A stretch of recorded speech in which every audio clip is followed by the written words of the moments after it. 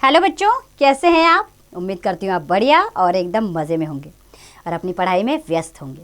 तो चलिए आपकी पढ़ाई को आगे बढ़ाते हैं और पढ़ते हैं एक अध्याय जिसका नाम है नए वर्ष पर। तो बच्चों, अपने इस अध्याय को शुरू करने से पहले हम उसका संक्षिप्त परिचय ले लेते हैं। बच्चों, हर साल जैसे ही दिसंबर का अंतिम सप्ताह आता है तो बाज़ार में नए साल की मुबारकबाद के ग्रीटिंग कार्डों, उपहारों आदि की दुकानें सज जाती हैं, जो पैसे वालों को आकर्षित करती हैं। गरीब आदमी जो अपनी दैनिक आवश्यकताओं की पूर्ति नहीं कर पाता, उसके मन में भयंकर ठंड में आने वाला नया साल उत्साह पैदा नहीं कर पाता। लेखक की दृष्टि में यह भारतीय नहीं है, वरन अंग्रेजों की मानसिक गुलामी का प्रतीक है। आइए कैसे क्या होता है इस पाठ के जरिए जाने। नए साल पर सुबह ही सुबह कपड़े धोने वाली आई, यह जानने के लिए कि वह नए साल के बारे में क्या सोचती है। मैंने उसके आते ही कहा, नया साल मुबारक हो। आपको भी साहब, उसने अचचाकर कहा। अचकाकर यानी कि थोड़ा रुक रुक कर, संकोच के साथ।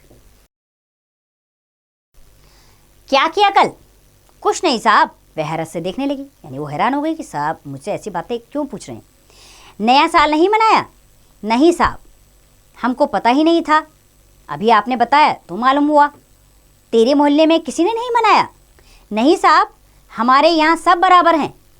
तुझे नहीं पता नया साल आ गया है, सारी दुनिया मना रही है। नहीं साहब, कल मार्केट में कई दुकानें सजी थी, यह ज़रूर देखा था, पर साहब नया साल आया है यह नहीं मालूम था। तो बच्चों सोचकर बताइए, काम वाले को क्या मालूम नहीं था? बच्चों, काम वाले को यह बात मालूम नहीं थी कि नया साल आ गया है। कनॉट प्लेस में रात भर धूमधाम थी, इतनी रौनक थी, कुछ नहीं मालूम तुझे? नहीं साहब, हम कनॉट प्लेस जाते ही कहाँ हैं। तेरे मोहल्ले के एक भी आदमी ने कोई जश्न नहीं मनाया? जश्न का अर्थ होता है बच्चों उत्सव। नहीं साहब, रात में सोए कब? वैसे ही जैसे रोज सोते हैं। कहा ना साहब, आपने जब बताया तब मालूम हुआ कि नया साल है। वह शायद मेरे इतने सवालों से कुछ खींच रही थी यानी कि उसको अंदर ही अंदर गुस्सा आ रहा था। और मुझे हैरत हो रही थी कि राजधानी के बीचों बीच रहने वाली वह गरीब औरत और उसके आसपास के लोगों को मालूम ही नहीं कि नया साल क्या है, कब आया कब गया। उन्हें इस नए वर्ष से कुछ लेना देना नहीं। यह नया वर्ष तो खाली मध्यम वर्ग के लिए है। जिसके पास जितना पैसा है उसके लिए उतना ही नया वर्ष है। जिसके पास बहुत ज़्यादा पैसा है उसका नया वर्ष बड़े बड़े 5 सितारा होटलों में आता है। उससे कुछ कम पैसा है जिसके पास, उसका नया वर्ष कुछ सस्ते होटलों और रेस्टोरेंटों में बीतता है। कम पैसा है और जवानी की मस्ती है तो शराब की बोतलों के साथ सड़कों पर और हर तरह के ढीले मध्य वर्ग का रेडियो और टेलीविज़न पर। टेलीविज़न में तो बड़ा धूम धड़ाका था कल रात। वह भी नहीं देखा किसी के घर में? नहीं साहब, पता भी नहीं था। सर्दी में कहाँ जाते। इस साल तो बड़ी मुसीबत है। पिछले साल सब कपड़े बर्तन चोरी हो गए, तो अभी तक कुछ कपड़े भी नहीं बनवा पाए। बच्चों को शाम से ही घर में लेकर रहना पड़ता है, कहीं बाहर ठंड ना खा जाए। गर्म कपड़े हैं नहीं उनके पास। तो बच्चों सोचकर बताइए, बच्चों को शाम से ही घर में लेकर क्यों रहना पड़ता है? बच्चों को शाम से ही घर में लेकर इसलिए रहना पड़ता है क्योंकि उनके पास गर्म कपड़े नहीं हैं और शाम के वक्त अगर वो बाहर रहेंगे तो उन्हें ठंड लग सकती है। तो इसके बाद वार्तालाप आगे बढ़ी। नया वर्ष मनाने के लिए आधी रात सड़कों पर घूमने के लिए भी गर्म कपड़े चाहिए, ये कामवाली ने बताया। गरीब के पास उतनी सहूलियत नहीं। दूसरों को नया वर्ष मनाते हुए टेलीविज़न पर ही देख लें, इतना सहज साधन भी नहीं। वह बेचारा कैसे समझे कि नए वर्ष के स्वागत के लिए चुटकुले, फिल्मी अभिनेताओं के गाने, नेताओं, मंत्रियों और बड़े लोगों का बहुरूपियापन, अंग्रेजी गाने, नाच, यह सब ज़रूरी है। टेलीविज़न के सामने बैठकर जिस वर्ग को यह समझने में आसानी होती है, उतनी आसानी उसे कहाँ। कम से कम अंग्रेज़ी, अफ्रीकी नाच गानों का, उसके झाएँ भाएँ संगीत का मज़ा लूटने का भी हिसाब वह नहीं बना पाता। फोकट का मज़ा भी उसके नसीब में नहीं है। फोकट यानी कि फ्री का। अर्थात जो गरीब लोग हैं उनके लिए नया साल और पुराना साल सब एक जैसे हैं। कभी कभी ख्याल आता है कि नए वर्ष का क्या मतलब है। यदि हमारा रिश्ता केवल कुछ बड़े शहरों, कुछ पढ़े लिखे लोगों के लिए है, तो फिर यह हमारा नया वर्ष कैसे हुआ?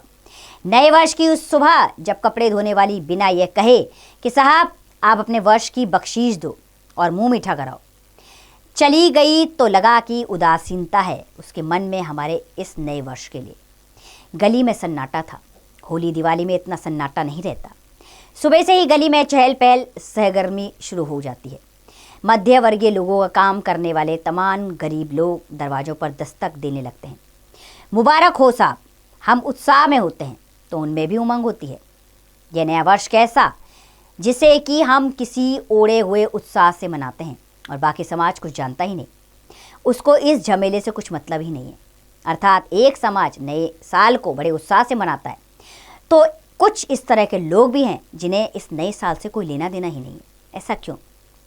जाहिर है यह हमारा नया वर्ष नहीं है। हमारा नया वर्ष तो होली होती है। यह दूसरों का नया वर्ष है, यानी अंग्रेज़ों का। गुलामी के दिनों में हमने उनसे यह मनाना सीखा है। 150 साल से शायद ज़्यादा नहीं हुआ होगा।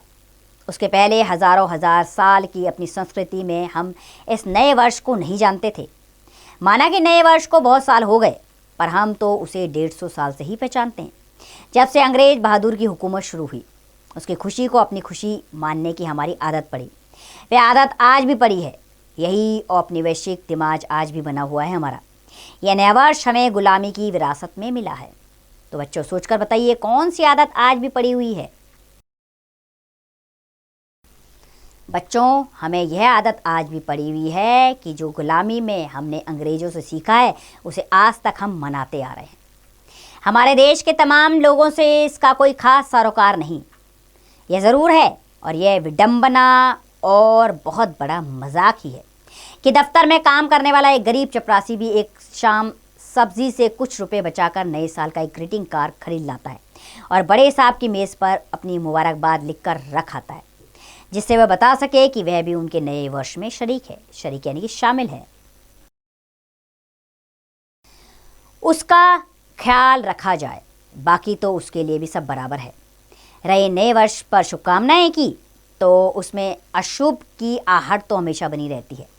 तब शुभ की बात उठती है ना। सो पाठकगण, जिस तरह पिछले साल की महंगाई, रेल, बस, सड़क के तमाम यात्रा कर बिना लुटे पिटे सही सलामत हैं, सारे जोखिम उठाकर भी बचे हुए हैं, उसी तरह नए वर्ष में भी बचे रहें। यही शुभ हम मानते हैं। अर्थात सब शुभ जीवन जिए, इसी को हम नया साल मानते हैं। तो बच्चों, ये लेख लिखा गया है सुरेश्वर दयाल सक्सेना द्वारा। आइए एक बार उनके विषय में जान लेते हैं। बच्चों, सुरेश्वर दयाल सक्सेना का जन्म 15 सितंबर 1927 को उत्तर प्रदेश के बस्ती जिले में हुआ था। वे प्रसिद्ध कवि थे। कविता के अतिरिक्त उन्होंने कहानी, नाटक और बाल साहित्य भी लिखा। उन्हें अपने कविता संग्रह खूंटियों पर टंगे लोक के लिए साहित्य अकादमी पुरस्कार से भी सम्मानित किया गया। उनकी अन्य प्रमुख कृतियां हैं कांठ की घंटियां, बांस का पुल, गर्म हवाएं, एक सूनी नाव, कुआनो नदी आदि। 24 सितंबर 1983 को उनका निधन हो गया। तो बच्चों, सुरेश्वर दयाल सक्सेना ने अपने निबंध के जरिए हमें यह समझाने का प्रयास किया है कि हमारा समाज दो तरह के हिस्सों में बटा हुआ है। एक समाज जो उत्साहपूर्वक सारे पर्व मनाता है, लेकिन एक समाज ऐसा भी है जो इन सब चीज़ों से अनजान है। वो केवल अपनी दिनचर्या में लगा रहता है और अपनी रोजी रोटी को कमाने में ही जीवन बिता देता है। तो ये लेख हमें यह समझाने का प्रयास करता है कि हमें उन लोगों पर भी ध्यान देना चाहिए जो इन पर्वों को मनाने का साहस नहीं कर पाते, अर्थात उनके पास इतनी धन नहीं है कि वो इसमें कुछ खर्च कर सके। तो उम्मीद है आप इस लेख से ज़रूर कुछ सबक लेंगे, शिक्षा लेंगे, और आप भी उन लोगों की तरफ ज़रूर जाएंगे जो धनवान नहीं है, निर्धन है। उनकी तरफ जाइए और उनकी सहायता कीजिए। तो उम्मीद करती हूँ आपको यह अध्याय पसंद आया होगा। अब इसका अभ्यास कार्य आप स्वयं कीजिए।